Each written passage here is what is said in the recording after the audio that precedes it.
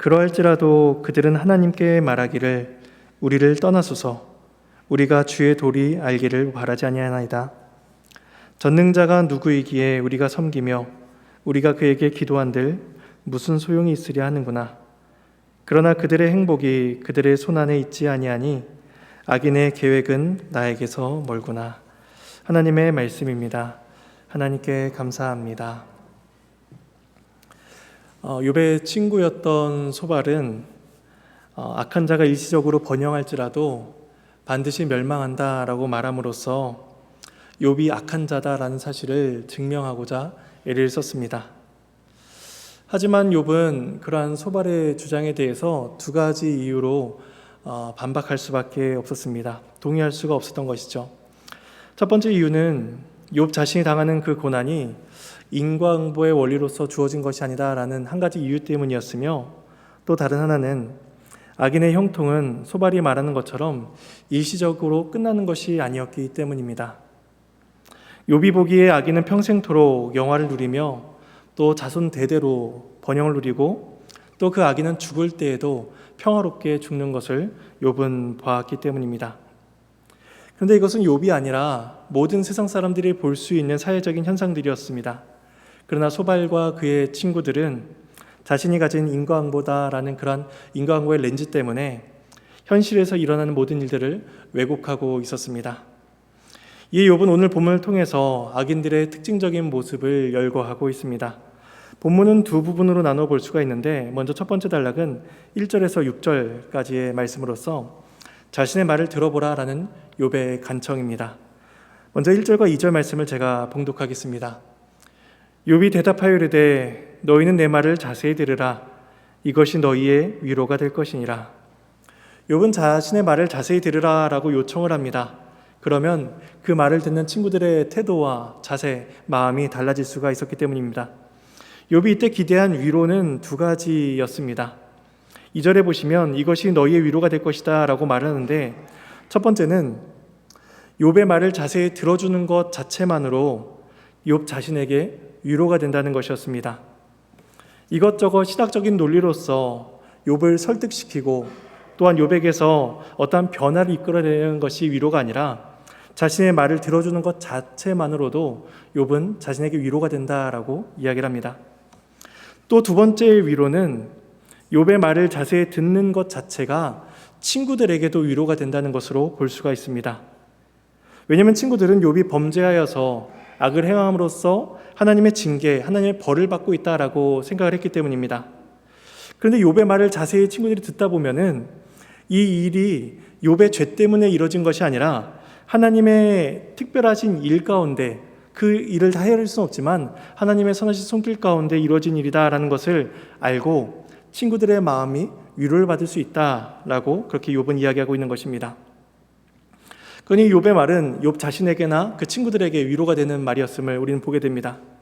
그래서 3절과 4절에 이렇게 말을 이어갑니다. 나를 용납하여 말하게 하라. 내가 말한 후에 너희가 조롱할지니라. 나의 원망이 사람을 향하여 하는 것이냐?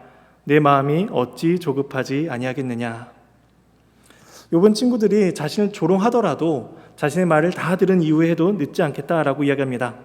그렇게 함으로써 욥은 친구들이 가졌던 그 신앙으로서 욥을 판단하는 것이 아니라 욥의 관점에서 그의 문제를 바라봐 주기를 바랬습니다.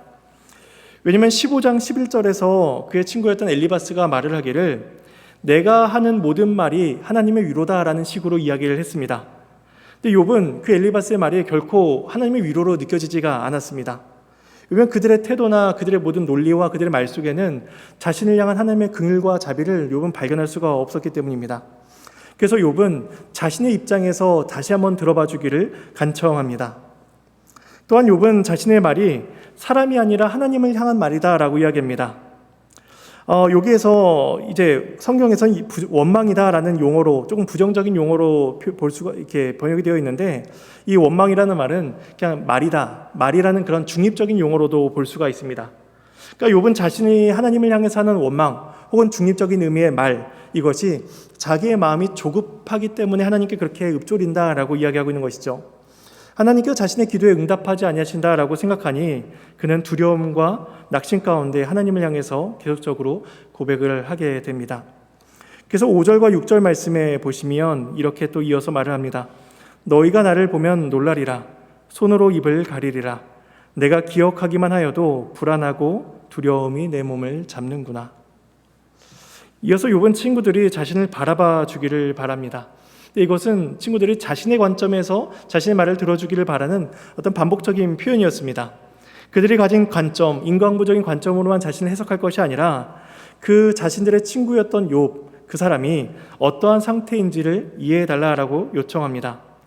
욥은 그 자신도 자신이 겪은 상황을 생각한다면 불안하고 두렵다라고 고백을 합니다. 그런데 이 4장 5절에서 엘리바스가 또 이야기하기를 욥을 향해서 네가 힘들어하고 놀라는구나 라고 욥의 모습을 보면서 이런 표현을 했습니다. 그러면서 그렇게 놀라고 두려워하는 그 욥의 모습을 보면서 욥의 믿음이 부족하다라는 식으로 믿음을 깎아내리고 비난을 했었습니다. 그러니까 엘리바스는 상당히 기계적이고 타인의 감정을 헤아리지 못하는 모습을 보게 됩니다. 좀 좋지 못한 표현일 수도 있는데 오늘날 이렇게 꼰대라는 표현들을 쓰죠. 약간 그런 식의 모습이 엘리바스에서 나타나게 됩니다. 내가 하는 말이 하나님의 위로고 너의 모습을 보니까 너의 믿음은 온전치 못하다라고 하면서 욥을 굉장히 폄하하고 자신의 관점에서 평가를 하고 마치죠. 두려워하는 사람 보고 믿음이 없다고 하고 내 말이 곧 하나님의 말씀이다라고 하고 있으니 욥은 그 엘리바스의 말이 전혀 위로가 되지 않았습니다.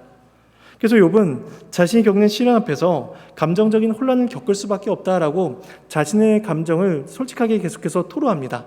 그것이 엘리바스가 보기에는 믿음이 없다라고 판단될지라도 그것이 하나님 앞에서 정직한 자신의 모습이기 때문에 자신이 불안하고 두렵다라고 계속해서 고백을 하면서 나아가고 있습니다. 그래서 7절부터 16절까지는 이제 두 번째 단락으로 이어지게 되는데 이 두 번째 단락에서는 인과응보 교리와는 달리 악인들은 번성하기도 하고 평안을 누리기도 한다라고 말씀을 이어갑니다. 7절에 보시면 어찌하여 악인이 생존하고 장수하며 세력이 강하냐라고 말을 합니다. 욥은 이때 한 가지 질문을 던지는 것이죠. 어찌하여 악인이 생존하고 장수하고 세력이 강할 수가 있는가? 이것은 앞서 친구들이 말한 것에 대한 반론이었습니다. 왜냐하면 앞서 15장, 18장, 20장 계속해서 친구들이 이야기한 건 뭐냐면 악인들의 번영은 그렇게 오래가지 않는다는 거였습니다. 악인은 잠시 번영할지라도 금세 망하고 말 것이다 라는 것이 친구들의 주장이었던 것이죠. 그들은 악인들이 가졌던 재산, 건강, 후손 모든 것들이 다 사라지고 말 것이다 라고 욥에게 말을 했습니다. 이에 대해서 욥은 그렇지 않다라고 반론을 제시합니다. 그래서 욥은 악인들이 번영하는 그 삶을 생생하게 묘사합니다. 악인들의 집은 모든 것이 잘 풀리고 그들이 가졌던 부는 악인 자신뿐만 아니라 그 대대로 흘러가면서 자녀와 손자들의 행복까지도 보장해 준다라고 욥은 이야기하는 것이죠. 그 8절에서 10절까지 말씀을 보시면 이렇게 이어갑니다. 그들의 후손이 앞에서 그들과 함께 굳게 서고 자손이 그들의 목전에서 그러하구나. 그들의 집이 평안하여 두려움이 없고 하나님의 매가 그들 위에 임하지 아니하며 그들의 수소는 새끼를 베고 그들의 암소는 낙태하는 일이 없이 새끼를 낳는구나. 욥이 보기에 악인들 옆에는 그의 후손들이 줄줄이 든든하게 서 있습니다. 튼튼하게 버티고 서 있고 또 악인은 그의 후손들이 번성해지는 것을 그 악인 자체가 장성해서 건강할 때까지 직접 눈으로 보게 됩니다. 친구들에 따르면 이런 일은 있을 수가 없었던 것이죠. 친구들을 보기에 욥의 자녀들이 죽은 것은 욥의 죄 때문이었습니다. 보응을 받는 것이기 때문에 하나님의 정죄다라고 이게 판단을 내렸던 것이죠. 근데 욥이 보기에는 그렇지 않은 경우가 허다하다라고 이야기합니다. 악인들의 집은 평안하고 두려움이 없습니다. 소위 기독교인들이 이야기하는 샬롬, 이 샬롬이 악인들의 집에 충만하다라고 이야기합니다. 재앙이라도 임해야 그들 마음에, 악인들의 마음에 조금이라도 두려운 마음이 생기고 재앙이라도 임해야 하나님 앞에 겸손한 마음을 가질 텐데 그들에게는 두려움을 가질 이유가 전혀 없습니다. 그들의 집에는 늘 햇빛이 짱짱하고 두려움의 그늘이 전혀 존재하지 않다라고 욥은 이야기합니다. 그들은 자신들이 소유한 재산, 학력, 인간관계 이런 것들을 통해서 모든 두려움의 그늘을 다 벗어날 수 있다라고 충분히 생각을 했습니다. 그토록 견고한 악인들의 집은 아무리 봐도 흔들리지 않다라고 욥은 판단을 합니다. 그래서 9절에 보시면은 하나님의 매가 그들 위에 임하지 아니한다라고 이야기합니다. 욥이 보기에도 하나님께서 저 악한 자들을 판단하지 아니하시고 징계하지 아니하신다라고 그렇게 보고 있었던 것이죠. 또한 10절에서는 악인들의 산업도 번성하다라고 이야기합니다. 악인들의 수소는 씨를 퍼뜨리는 데 실패가 없고 암소들은 새끼를 낳는 데 어려움이 없습니다. 당시에 소를 낳고 가축이 많아진다는 것은 그가 소유하고 있는 부가 많아진다는 것을 상징적으로 보여주는 것이었습니다. 오늘날로 하면 하는 사업마다 모든 것이 다 잘 되는 것입니다. 친구들의 인과응보의 원리대로 적용한다면 악인들이 하는 사업은 하는 족족 망해야 되는데 반대로 그들이 하는 모든 사업이 다 성공하고 번영을 누리게 됩니다. 이것은 욥의 상황과 너무나 대비되는 일이었습니다. 앞에서 1장과 2장에서 보면 욥은 가축들을 다 빼앗기고 재난에 의해서 그것들이 다 죽임을 당했습니다. 사업이 망했죠. 그런데 그와 반대로 악인들은 풍요롭고 그 풍요가 끊이지 않고 지속적으로 이루어지게 됩니다. 그래서 11절과 13절을 보시면 또 이렇게 이어갑니다. 그들은 아이들을 양떼같이 내보내고 그들의 자녀들은 춤을 추는구나. 그들은 소고와 수금으로 노래하고 피리 불어 즐기며 그들의 날을 행복하게 지내다가 잠깐 사이에 스올에 내려가느니라. 이제 욥은 악인의 후손들을 가리켜서 양떼로 표현을 합니다. 그러니까 평화롭게 그 푸른 녹초가 초원 위에 펼쳐진 초원 위에 양들이 자유롭게 뛰어놀고 있는 그런 이미지를 통해서 그 자녀들이 굉장히 평화롭고 안정적으로 살아간다라는 것을 이미지로 보여줍니다. 또 온 가족들이 그 앞에서 소고와 수금으로 춤추고 노래하며 피리 불고 즐기며 아이들과 함께 춤추고 있습니다. 오늘날의 모든 사람들이 바라는 그런 가장 이상적인 가정의 모습을 그 악인들의 집에서 보여주고 있는 것이죠. 욥이 이렇게 자녀들의 모습을 이야기하고 있는 것은 아무래도 자녀들의 모습은 그 어른들이 베푸는 잔치와는 조금 더 순수하고 기쁨이 가득하기 때문입니다. 왜냐하면 어른들의 잔치는 조금 더 기계적이기도 하고 조금 더 예의를 갖추는 그러한 성격을 가지고 있지만 아이들이 춤추고 노래하는 것은 그 안에 늘 행복과 기쁨이 가득하기 때문에 이 욥은 악인들의 후손을 가리켜서 양떼같이 내보내고 자녀들이 춤춘다라고 이야기하면서 그 악인의 자녀들이 그 굉장히 행복감을 누리는 것을 보여주고 있습니다. 욥은 이렇게 함으로써 악인들이 번영하며 그 자손은 저주를 받을 것이다 라고 이야기하는 그 친구들의 주장에 대해서 계속해서 반박을 합니다. 또한 악인은 행복한 삶을 살다가 굉장히 쉽고 빠르게 죽습니다.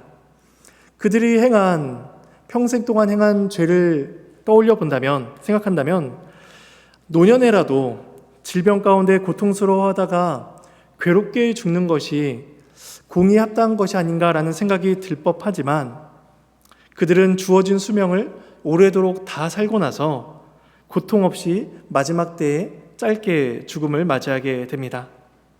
그러니까 어린아이의 즐거움에서 그 노년의 순식간에 일어난 그 죽음까지, 그러니까 악인들의 인생은 전 인생이 형통하고 평안으로 가득 찼다라는 것을 우리에게 보여줍니다. 그러니까 세상에서 일어나는 모든 일들은 계속해서 친구들이 이야기했던 인과응보의 원리와 얼마나 모순되는지를 우리에게 보여주고 있습니다. 또한 14절과 15절은 그들의 영적인 성격이 어떠한지를 보여주고 있습니다.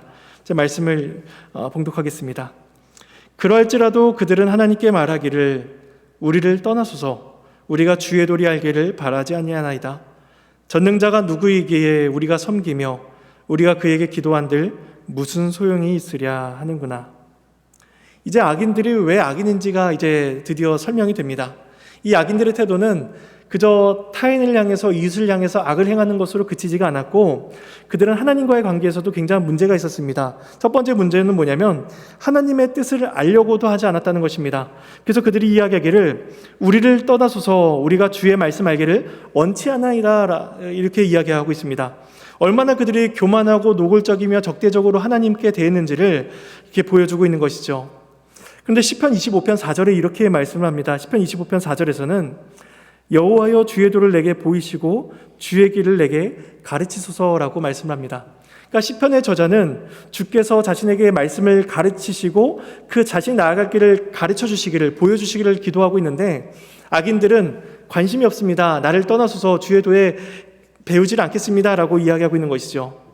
그들은 주의 말씀에 도무지 관심이 없었습니다. 또한 이들은 하나님의 전능하심을 부인하며 하나님 앞에 나아가는 것과 그 앞에 섬기는 것, 또한 그에게 기도하는 것에 대해서 의문을 제기합니다. 15절에 읽었듯이 전능자가 누구이기에 우리가 섬기며 우리가 그에게 기도한들 무슨 소용이 있으랴라고 이야기를 합니다. 그들은 하나님의 전능하심에 대해서 전혀 관심이 없습니다. 인간이 섬겨야 할 전능한 신이라는 게 과연 존재하는가? 그리고 그에게 섬기며 그에게 어떠한 헌신을 가한다 한들 그게 무슨 유익이 있겠는가라고 되묻습니다. 이때 우리에게 무슨 유익이 있겠느냐, 무슨 소용이 있겠느냐라는 이 말은 그 욥기 1장 9절에서 사탄이 했던 말과 맥이 같습니다. 사탄이 1장 9절에서 하나님께 이렇게 말을 했습니다. 까닭 없이 하나님을 경외하겠습니까? 사탄이 보기에 욥은 까닭이 있기 때문에 하나님을 경외해야 하는 거였습니다. 하나님께서 뭔가 좋은 것을 주시기 때문에 그가 하나님 앞에 경외해야 하는 것이죠 라고 사탄이 그렇게 하나님께 질문했던 것이죠. 자기한테 이익이 생기니까 기도하고 자기한테 콩고물이 떨어지니까 하나님을 섬긴다라고 사탄이 이야기하고 악인들도 이야기합니다. 결국 악인들의 이 태도는 1장 9절에서 나왔던 사탄의 태도와 굉장히 결이 같다는 것을 우리는 보게 되는 것이죠. 우리가 우리 자신에게 질문을 해볼 수가 있을 것입니다. 우리는 하나님을 왜 섬기고 있을까요? 나에게 어떤 유익이 생기기 때문에, 나에게 어떤 유익이 얻어지기 때문에 우리가 하나님을 섬기는 것일까요? 마치 부동산에 투자를 하고 주식과 은행에 목돈을 투자하듯이 하나님께 투자하면 그 이상의 수익을 얻을 수 있다라고 생각을 한다면 이 악인들의 태도와 다를 바가 없는 것이죠. 만일 그렇게 하나님을 생각한다면, 하나님에게서 투자 가치가 떨어진다면 이내 손을 빼버리고 말 것입니다. 악인들은 하나님을 섬기는 것이 아무런 유익과 아무런 도움이 되지 않는다라고 이야기를 했습니다. 그들은 전능하신 하나님에 대한 이해가 없었고 그 하나님 앞에서 섬기며 나아가는 것의 즐거움과 행복, 또 그 하나님 앞에 나아가서 기도하고 또 하나님께서 그 기도에 대한 응답을 주시는 것에 대한 행복감을 전혀 누리지를 못했던 사람들입니다. 그래서 욥은 마지막 16절에서 이렇게 말을 마칩니다. 그러나 그들의 행복이 그들의 손안에 있지 아니하니 악인의 계획은 나에게서 멀구나. 마지막으로 욥은 이야기하기를 자신은 그 악인들과 다르다라고 이야기합니다. 악인들은 자신의 행복이 자신의 손과 자신의 계획 위에 지어져 있다라고 생각을 했습니다. 자신에 의해서 그 모든 일이 이루어질 수 있다라고 생각을 하니까 더욱더 악을 도모할 수밖에 없었던 것이죠. 그런데 욥은 그렇지 않다라고 이야기합니다. 그들이 누리는 모든 행복은 그들이 스스로 취한 것이 아니라 그 또한 전능자에 의해서 주어진 것이다 라고 이야기합니다. 비록 욥과 그 모든 친구들이 그 악인들의 번영을 이해할 수 없을지라도, 또 악인들은 그 모든 것들이 자신들에 의해서 이루어진 것이다 라고 생각할지라도 그것이 아니라 하나님께서 그들에게 그것을 베푸셨다라고 이야기합니다. 그래서 욥은 이러한 사실을 알고 있었기 때문에 자신은 죄를 범하지 않는다, 자신은 죄악을 도모하지 않는다라고 이야기하는 것이죠. 비록 욥의 삶은 고난 가운데 있었고 또 그 고난을 이해하고 또한 해석하고 해결할 수 있는 그 능력조차 욥에게는 존재하지 않았습니다. 그럼에도 욥의 신앙은 하나님에 대한 그 섭리의 이해와 또한 그로 인해서 악의 무리와 함께하기를 원하는 마음을 갖지 않았다는 것을 우리는 보게 됩니다. 그래서 욥은 자신이 결코 하나님을 부정하지 않았고 결코 하나님을 경외하는 길에서 떠나지 않았다라는 사실을 고백하면서 자신의 상황을 친구들 앞에, 하나님 앞에 토로하고 또한 세상에 대한 이해를 그렇게 설명해가면서 자신의 말을 이어가고 있는 것입니다. 이렇게 함으로써 이제 오늘 본문에 대한 욥의 말씀은 마쳐지게 됩니다. 이제 오늘 말씀에 대한 기도 제목을 몇 가지로 나눠 보도록 하겠습니다. 첫 번째는 우리 욥과 이 친구의 대화들을 보면서 첫 번째로 이웃을 향한 우리들의 태도가 어떠해야 될지를 첫 번째로 생각해 보아야 할 것입니다.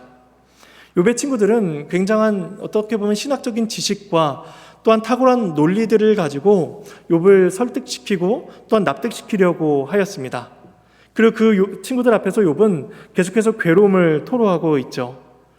근데 이러한 욥의 친구들의 자세는 결국에는 복음이 가르치는 자세는 아니라는 것을 우리는 보게 됩니다. 왜냐하면 그리스도의 몸된 교회를 세우며 또한 그 지체가 각각이 연합되어 하나가 되는 그 일은 신학적인 지식과 논리만으로서는 되는 것이 아니기 때문입니다. 그리스도께서 이 사랑을, 이 일하심을 우리에게 잘 보여주셨습니다. 예수님께서는 지식과 논리로서 우리를 대하지 아니하시고 사랑과 희생으로서, 섬김으로써 우리에게 다가오셨습니다. 우리는 우리 지체를 향해서 이러한 사랑을 가지고 나아갈 것입니다. 두 번째 기도 제목 적용점은 악인들은 주의 말씀에 관심이 없었고 주의 전능하심과 그를 섬기는 기쁨에 적대감을 표했다는 사실을 우리는 보게 됩니다. 그들은 기도 자체가 하나님 앞에 나아가는 복된 통로가 아니라 어떤 것을 얻어내는 수단이다라고 생각했습니다. 하나님에 대한 이해 자체가 이렇게 틀로 고정되어 있으니 그들의 신앙은 하나님께 나아갈 이유를 발견하지 못했습니다. 우리는 하나님께서 어떠한 분이신가를 먼저 아는 데에서 우리의 신앙생활을 시작해야 될 것입니다. 하나님께서는 전능하시며 하나님께서는 우리의 예배를 받으시기에 합당한 분이시고 또한 우리의 기도를 들으시고 그 기도에 대한 응답을 해주시는 분이다라는 그러한 지식과 이해, 믿음이 있어야 된다는 것을 우리는 기억하며 그 복을 누릴 수 있도록 하나님의 은혜를 구할 것입니다. 세 번째 적용점은 악인의 번영도 그리고 반대로 의인의 고난도 모두 하나님의 지혜로우신 섭리 아래에 있음을 믿고 우리는 주 앞에 겸손해야 할 것입니다. 또한 악인의 계획으로 그렇게 살아가는 인생이 아니라 하나님의 도우시는 손길로서 살아가는 인생임을 기억하며 우린 전능하신 하나님 앞에 계속해서 나아가며 주의 은혜를 구할 것입니다. 마지막 네 번째 적용점은 친구들의 논리를 생각한다면 하나님 앞에 설 수 있는 사람은 아무도 없습니다. 하나님께서는 인과응보로 우리를 대하신다면 우리는 욥과 같이 혹은 그 이상으로 고난과 슬픔 가운데 처해야 하는 사람들입니다. 그런데 하나님께서는 우리를 인과응보의 논리로서 원리로서 우리를 대하지 아니하시고 그저 무한한 사랑과 긍휼로서 우리를 대하고 계신다는 사실입니다. 우리가 주 앞에 설 때에 이 사실을 늘 기억해야 할 것입니다. 하나님께서 그리스도를 통해서 우리의 구원의 기쁨을 베풀어 주시며 그 구원의 감격을 주고 계신다는 사실을 기억하며 그 크신 은혜 앞에 감사하며 살아갈 수 있도록 주의 은혜를 구하며 살아갈 것입니다.